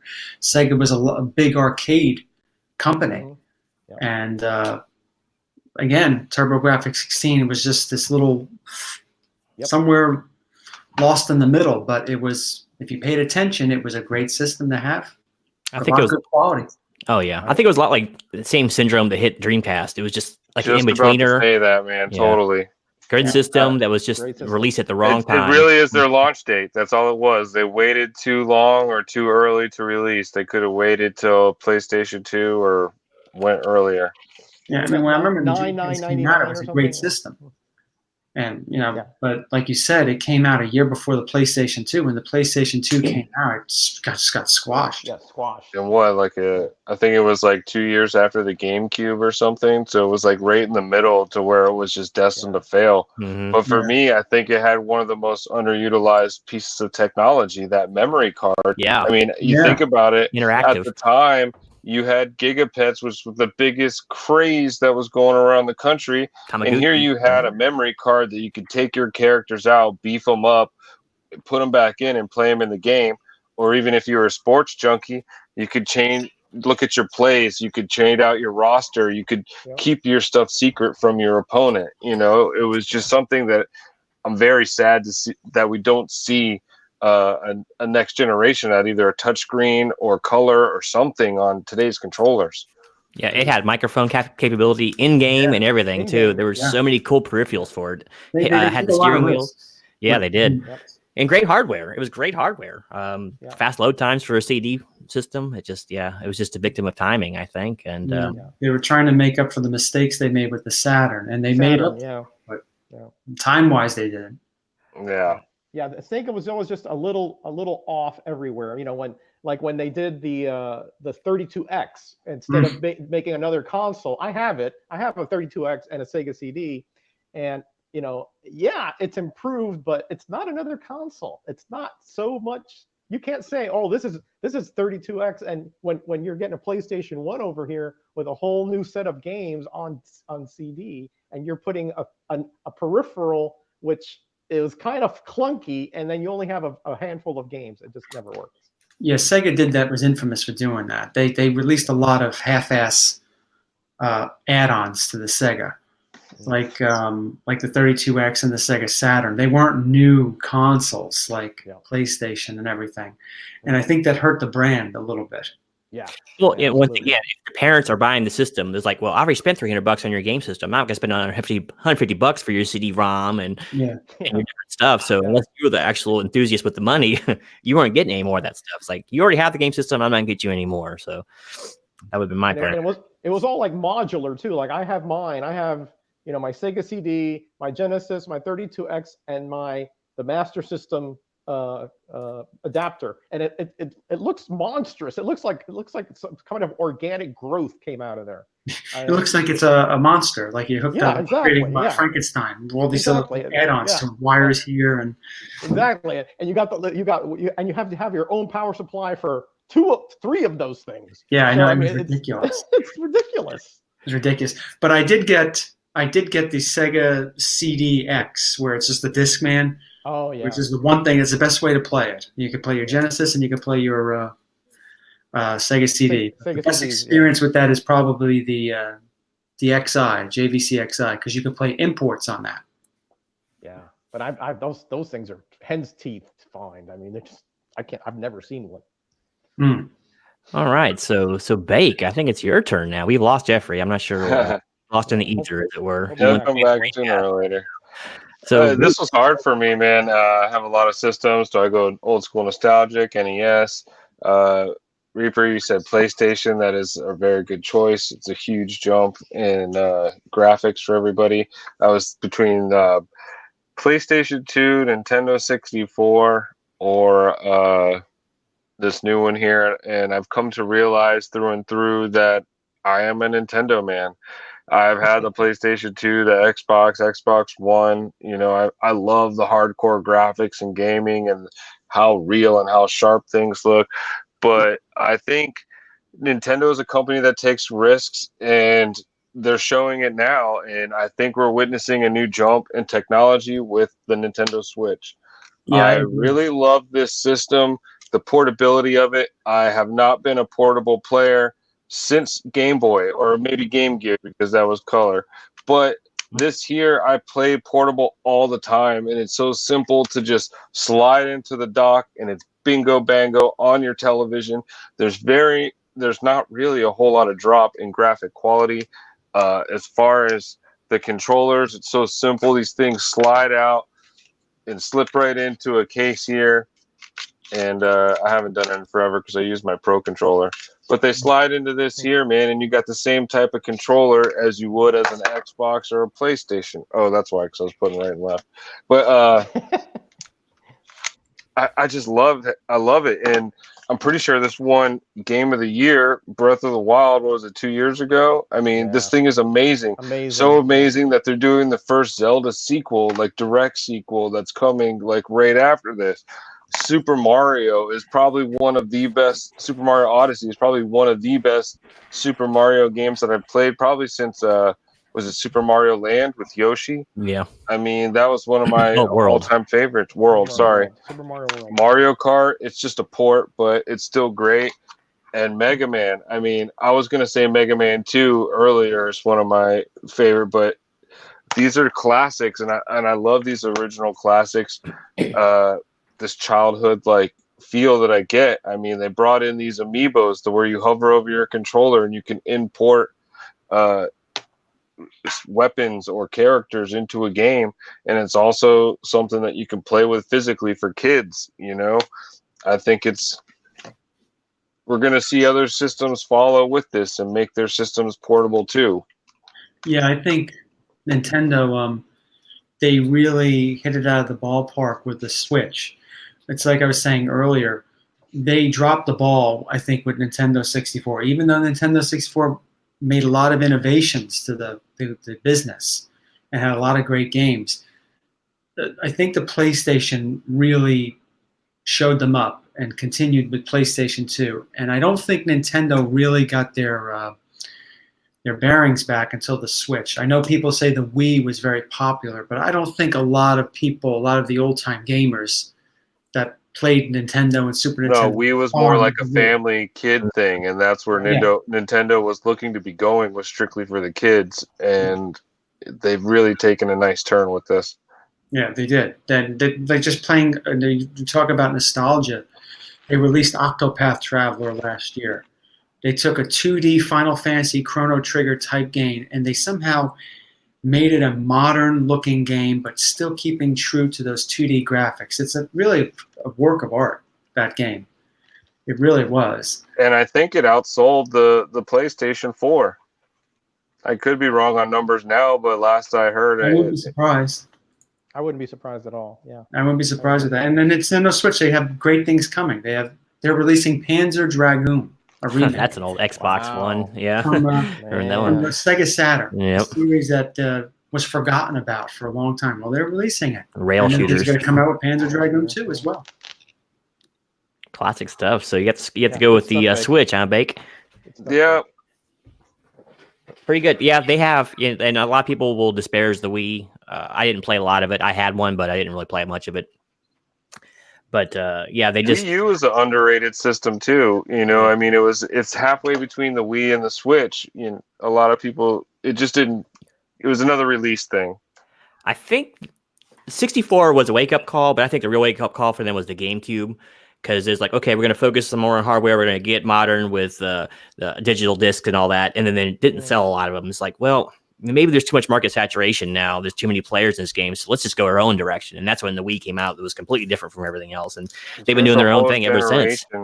That loves that GameCube and that controller, that hideous controller. There's a whole generation of kids out there that love it. I actually like that controller, believe it or not. GameCube was a great system, but it didn't catch on for whatever reason. And you look at that controller and like, what the hell is this? But when you hold it, it fits so comfortably. No, when I finally played it was years later. My friend had it, and my roommate, and he had it, and I would just hang out and play that. And I think I want to say I played a Red Dead game, or I forget. It was like Red Dead. Well, one of the best multiplayer games, Mario Kart Double Dash. Yes. You know, man, we used to have 8 people, and we would have 2 tournaments. You know, 4 and then we'd come back. Oh man, we played that probably 8-10 hours on the weekends. Oh yeah. And people Russ, you totally should, man. I bought the Switch strictly for Mario Odyssey and Zelda, and I wasn't disappointed at all. Yeah, with every Mario game, you think, oh well, you know, this looks pretty cool, but then after you play it, you're like, geez, they managed to outdo the last one. The last one. Yep. Yep. And the price Yeah. point, that was another selling. You know, it's I think it's like $50 or $100 cheaper than a PS4. That's right. Yeah, and people played Smash Brothers immediately too. Like they would have block parties playing that stupid. I was never a big fan of that game, but a lot of people seem to like it a lot. I thought it was a watered down fighter myself, but hey, I mean that was just me. It is. It is Melee on the. You know, it was okay. It was new because of the characters. All the characters would be able to fight each other. As far as that goes, but yeah, it wasn't a top-notch fighter. Yeah, I finally played this new one and I recently sold it. My take is it's a fighter game for little kids. Like it's not real combos like a Mortal Kombat or a Killer Instinct or a Taken. You just kind of just smash buttons and move the thing around, and it's just to get kids into it. I mean, I enjoy the characters. I wish it was a little bit more, but maybe I'm just old and outdated. But I was just like, it's not for me. I wanted to be good at it. I wanted to, you know, I paid for the package and got all the characters and stuff, but I was just, it's not for me. See, fun fact is the GameCube is one of the 4 systems I have in my current entertainment system center. So, I mean, that PS3, PS4, and PS2. So, GameCube still keeps it up there for me. So, I mean, it was a great system. Just it was kind of hampered by lack of titles, and it was hard to develop for with that stupid. Not so much the Dolphin processor, but the little digital optical cards, whatever. They were like 1.5 gig, or they were too small. It was an issue. So I guess since Jeffrey, I don't know if he's coming back or not, so I guess it'll have to be me next. I'll go into my favorite system. Well, I was very close to picking some of the same ones you guys did, and I'm sure there'll be a lot of overlap with all of us. But for my favorite system of all time, I had to go with the PS2. And That's a good pick. the reason... Good pick. Yeah. It was, I don't know, it was a jack of all trades, a master of none, but library and marketing. It was a master of marketing too, but I think it had the best mix of graphics, had the best library, the best controller.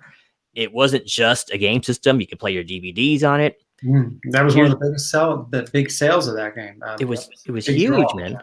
I mean, it's like, it was an actual home entertainment system.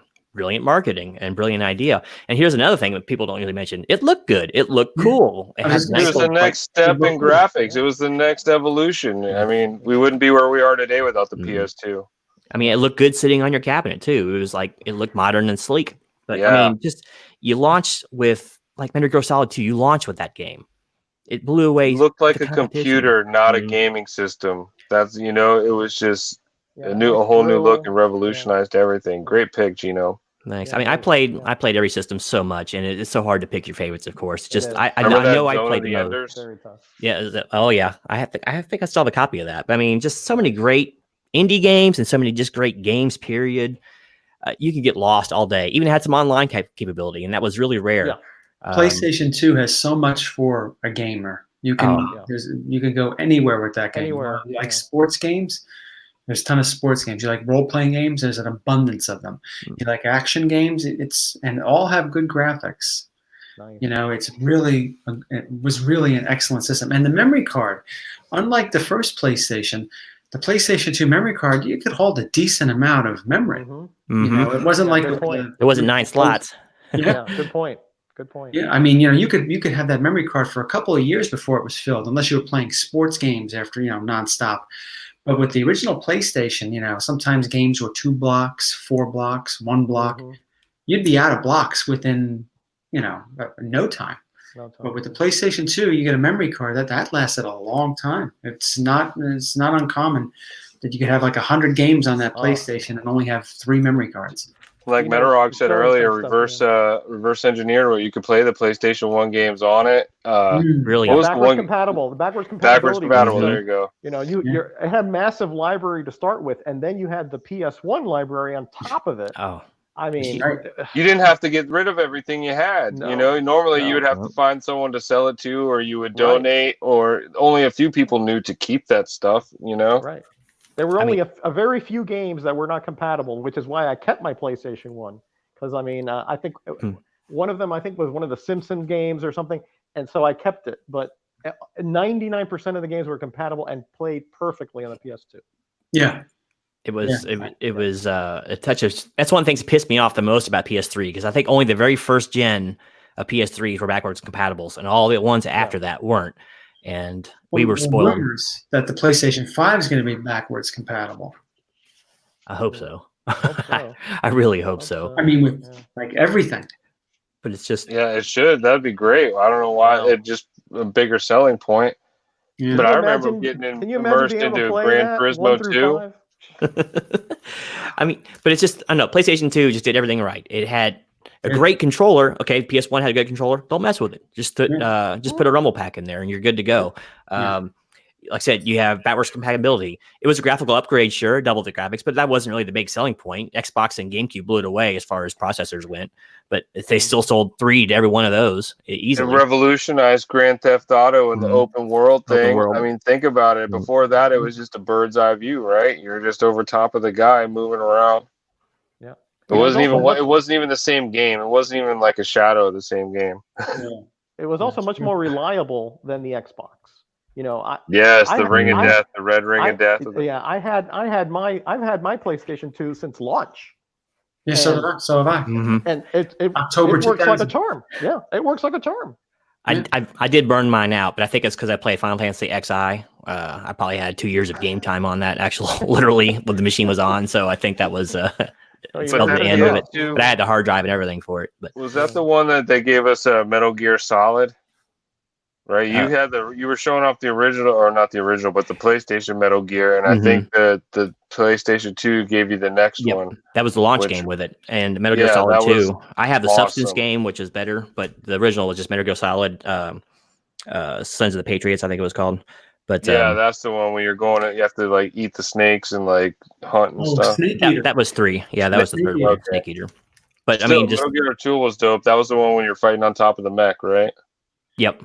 Well, no, that's kind of 4 too. I don't remember if you fight on top of the You fight on top of Metal Gear Rex in part 1, and I know you do something like that in part 4 as well. I got them all bled together, but they're all amazing. I remember playing it on 2. I think though a lot of people read Metal Gear Solid 2 for the PlayStation 2. I think what pissed a lot of people off was halfway through, or less than halfway through, you couldn't be Solid Snake anymore. People were like wondering, what the hell is this? Yeah. I love Metal Gear Solid 2. I just wish you played it more. You spend too much time with codecs and watching cinematics than you actually, because the gameplay is razor tight. And I love the gameplay, but you don't play it very much. It's like a third of the game you're actually controlling it, so that's kind of lame. Those interludes were distracting. Just blew off your concentration too. And you can't even skip them, so that was a big mistake. Unskippable. Yeah. Big problem with Final Fantasy X, which they fixed on the relaunch lately. I think you can skip the cinematics. Because that Metal Gear 1 that you were showing earlier for PlayStation was just a game changer for me. The first time I saw that, I was just blown away. Oh yeah, it was huge, man. This is actually the VR missions. It's kind of hard to get a hold of. Played that too. Yeah. When I first saw Resident Evil on PlayStation 1, I thought that was a game changer. That was the game changer for me. I never saw anything like that before. I was like, whoa. I was a cartridge loyalist the heck out of until me then. Too. that game scared the heck out of you, even when we were playing the same game. I never got into the first one, but Resident Evil 2 was the first one I started playing, and then from there I was like, okay, let's do this. It was. That's one of the games I probably played most on PS2 because I've beaten it. I've seen every ending on that and 3. I played and 1. I played those 3 games so many times on PS3 or PS2. It's 9 on PS1 and 2. One last question for everybody, an impromptu question. What system do you think had the best controller? Probably Super Nintendo, man. You had the 4 buttons and the 2 up here. It was kind of more than enough, and it kind of paved the way for the more sportier PlayStation and what we see now with the Xbox controllers today. It was good. I agreed. It was good and stable. I mean, it rarely did those break down. Oh, here. Because really, this is an Intimulator. My buddy built this for me and wired the controllers and stuff with USB, HD. So, yeah, he just hooked this up. Yeah. See, my favorite would probably be GameCube, just for comfort. And it's weird looking at first. I know it's ugly as sin. It just worked. The triggers worked pretty well. I don't know. Is that or the PS1 or 2 controller? PS3. Yeah, I was gonna say changed. Yeah, I was got PS2. PS2 was so good. I mean, it's so like natural, when you're playing with it with the two thumbs and the placement of the back shoulder buttons. When I was playing Tony Hawk and you had to do a semblance of array of moves with it, and after an hour or so, it became muscle memory. Yeah. So I mean, I agree with Bake though. The Super Nintendo was really good, but I mean, I think the PS2 took it to another level of complexity, but still had that comfort and that kind of logic behind it. Yeah. I think the Super Nintendo was definitely the inspiration for the PlayStation controller. I think Sony made no bones about that. Just the shape of it, where the button configuration, all that, and that became the standard in the industry. And it went across to Xbox too. For me, I would say that the best controller I ever held was probably the Xbox Elite controller. The D-pad, you can't beat that D-pad. That is good. That's for me. That was one of the most unique D-pads. The idea you can switch out the buttons, well, some of the buttons with magnetic buttons. The triggers they just feel good. If you're playing like a first-person shooter or anything, those triggers are just fantastic. I think that the Elite controller is probably my favorite out of all of them. I never got to use it, but I saw it. I know what you're talking about. It looked like a nice piece of machinery. When you hold that thing, like, whoa, this feels good. It's good. It's good. Yeah, it just feels like quality, right? It just felt like they put some time into it. It's not like you're just interchanging like quick, janky parts. It felt like he was ready to play. Well, I'm sure Microsoft put millions upon millions of dollars of research into that controller. Yeah, they're big on the ergonomics because if your hands fatigue after a while, it's no good if the controller looks good or even if it has good reaction time. If you can't play it for an extended period of time in comfort, it doesn't matter. And I think the Elite, I never actually used it in gameplay. I have held it and so forth, but it is good. It feels really good. You're right. Yeah. There's something else too, is my taste has changed in the controller because I don't really like the NES or Super NES controller anymore just because my hands got big. I mean, it's hard for me to grip those little controllers, and the D-pads cut you up. So it's like the Genesis was kind of a controller made for bigger hands. So that one was for me. But that is a problem with the Switch as an adult. It is a little bit smaller, although it does give you the same feel as like an Xbox controller. So I bought the Pro controller for the Switch. It's a little bit bigger, and it feels more like a cross between the PlayStation and the Xbox controller. This is probably the best wireless controller ever made. It was actually made by Nintendo. The Wavebird. It's just their controller. Wavebird, controller. After playing it, the only thing I don't like after using it firsthand, finally, like years after the release, I don't like that the triggers aren't uniform. There's 2 on this side and 1 on this side. When I want to have another button here, it's actually like down here at the bottom. There's nothing uniform on. It's all. Yeah, it's like a crazy quilt controller there. The best part, like, don't even think about trying to like transfer over like PlayStation controls or because sometimes like I'll be like Xbox instead of being like I always say universal, square, triangle, X, circle. Like it doesn't matter what console because everyone usually knows PlayStation buttons. So if you try to like bring that over to the GameCube, it's not going to work for you. I kept trying to memorize these buttons, thinking, all right, I'll figure this is triangle or this is the and then no, it didn't work. I don't think Jeffrey's coming back, unfortunately, so we can't figure out what his favorite system is. Maybe we'll have to put something in the comments below or something when I find out. But good stuff there, guys. Good stuff. Great conversation, man. We've already been almost talking 2 hours. It's so easy to do. Yeah, man, I'm having a blast. I didn't come here with any kind of script. I got like 3 sentences just with my subjects on there, and that's all I got going. So I think it's been a great panel, man. And I don't know. So we have to figure out some subjects for next time. We'll have to figure out the next show offline somewhere. But I think we got plenty of good ideas already, and there's so many places you can go with games. It's not even funny. But we do look forward to it. We do need to try to pick a name for our next for our actual show. I don't know if you want to throw it out to the chat at all. Sure, why not? They're usually right. Here. Yeah, if you have an idea for a name for the show, leave it in the comments below. If not, we'll just leave it with this because I don't mind a little contra reference. Nope.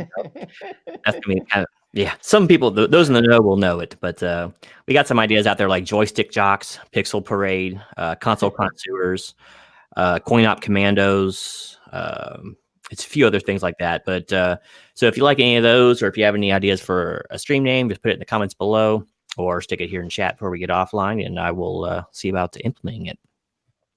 Rolling down Santa Monica. No, I'm not Tom Petty. All right. What's funny too is once again, like, isn't it funny how games went from basically just being one step above D&D to now it's popular again? It's like it made the change like the 2000s. All of a sudden, you weren't a greasy dweeb because you were playing video games. It was okay. It was socially acceptable. Yeah, and D&D is kind of like on its own big kick on it now. You see YouTube-based channels completely based around it. The guy from Rick and Morty, Harmon, or whatever, has his own D&D show where they animate stuff. I mean, I started watching some of them. The MCU made it popular for people to like comic characters, even though they don't really like them. I mean, they know like the movies, but I mean, so it's just so funny that something once again started off as a geek culture kind of thing, got popular. In the 80s, the coin ops were popular. It was a good place for teenagers to hang out and try to meet one another. But I don't know, just thought it was a funny, interesting dynamic about video games. Well, same thing with comic books. I mean, that used to be, you used to have to hide in the closet to read your comics, or when the company came over. And now, you share a collection and you're like the coolest guy on the block. I know. They're asking and I never understood why, because I'm in like this town where everyone's just kind of cool with everybody. It's like you're open, but I mean, what jock or anybody doesn't think like Star Wars or something? Laser swords, blast, explosion, space. I mean, comics, superpower. Like, I think a lot of people thought it was cool. They just thought they couldn't come out with it, And now that these movies and culture are out there, they made it mainstream. Made it cool to come out. Because I mean, so many of the topics were just amazing. Like, how do you not like them? Yeah. See, here's what I used to tell all my people who I try to explain, why do you like to play games so much? Because even when I was a single guy in my early 20s, I would go buy a game and play it all weekend. I wouldn't go out. I wouldn't spend money. I would sit there and do that. And it's like, you sit there and watch a football game, or you sit there and watch TV, and you don't even interact with it. You just watch it. Here, at least I'm interacting with what I'm doing, so it's actually working in your brain some way. That's how I justify it to myself. So at least you're doing something. Yeah. Like a lump. And there is a sense of accomplishment when if you can finish a game, or you get you surmount your previous high score. There's an objective. There are some positive attributes to video game play. I mean, I'm not promoting you do it all the time. I do it maybe a couple hours a week, but in that time, especially at my age, I have to keep my reflexes a little bit quicker, and that helps. It helps that dexterity as well. So I think it does have advantages. I think there's some definite advantages. I really don't play nearly like I used to. Maybe 1 or 2 hours a week if I'm lucky. I just don't have time for it anymore. But yeah, it was a big part of my growing up. That's for sure. Whenever I could afford it, I remember I quit one job. Walked out, basically the only job I ever walked out on my entire life, and I was so mad I went down to the local Kmart and I bought Resident Evil 3. I don't know why. It's like that's how I stuck it to the man. I went out and bought a damn game, and I played that one. Went home and played the crap out of it. That was a treat to myself. I quit the job and got my game, but it's just weird how big a part, if you really stop and think about it, video games winds up being a part of your life for so long. And it sounds dorky and horrible to say, but it's just been with me since like 82. It's been with me for a long damn time. So, I have no shame in it. I never have. Yeah, I think it's something that our generations are going to keep going and keep growing with from here on out. If you're a gamer, you're a gamer. There's no stigma to it. Somewhere along the line, people thought they had to grow up or stop. Because I actually talked to my parents about this, like to bring up like what was the system, why you bought it. Because from the ColecoVision, and they were like, it was just a technological advancement at the time. They wanted something new and exciting or cool. And from there, they just kind of fizzled out. They didn't keep going with it, where nowadays, people are going with it, going for the next game, or they stick with a brand like me. I'm digging Nintendo. So maybe I'll just get the next Nintendo thing, Who knows? A lot of choices out there. At least you're not going in blind like you used to. In the old days, you took a chance on buying games. Now there's so many review sites out there, so many places you can go to see footage of the game before it's even released. So you're not like going in blind anymore. So at least you make an informed decision for the most part. You know. Yeah, that's true. All right, guys. I do have to get going though right Yeah, now. me I too. had a lot I'm of gonna fun have to stream up right chatting now, with every so. one of you. Yeah. And I look forward to doing it again. All right, we can't wait. Definitely can't wait. Appreciate Good to everyone have you, Reaper. tuning in tonight. Thanks for all the wonderful guests this evening, and I will announce the next show before too much longer, probably by next week. So we'll do the next one of these in the video game nostalgia session. So for those of you who are hung in this long, I really appreciate it. And until next time, this is Genome and a great crew of video game players out. Take care, guys. Peace. Bye. Bye, guys.